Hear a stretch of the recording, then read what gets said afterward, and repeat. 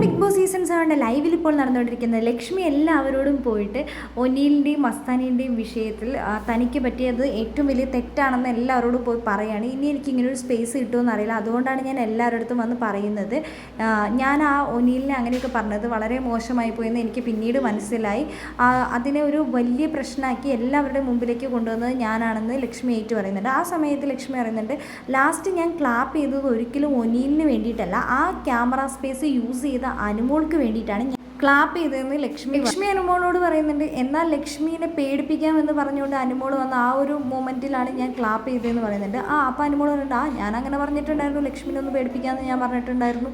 ആ സമയത്ത് ഒനീലേട്ടൻ എന്നെ വിളിച്ചായിരുന്നു, എന്നാൽ പോയി സംസാരിക്കാമെന്ന് പറഞ്ഞു. അപ്പം ഞാൻ വരണമെന്ന് ചോദിച്ചപ്പോൾ ഒനീൽ എന്നോട് വരാൻ പറഞ്ഞു. അങ്ങനെയാണ് ഞാൻ ആ ക്യാമറ സ്പേസിൽ വന്നതെന്ന് നമ്മുടെ അനുമോൾ ലക്ഷ്മിൻ്റെ മുഖത്ത് നോക്കി പറയുന്നുണ്ട്. അത് കേട്ട് കഴിഞ്ഞപ്പോൾ ലക്ഷ്മി ആകെ എന്തോ പോലെ ആയിപ്പോയിട്ടുണ്ട്. അപ്പോൾ ലക്ഷ്മിയോട് അനുമോൾ ചോദിക്കുന്നുണ്ട്, ഈ സംഭവം എവിടെ വെച്ചിട്ടാണ് സംഭവിച്ചത്, പുറത്ത് വെച്ചിട്ടാണ് അകത്ത് വെച്ചിട്ടാണ്?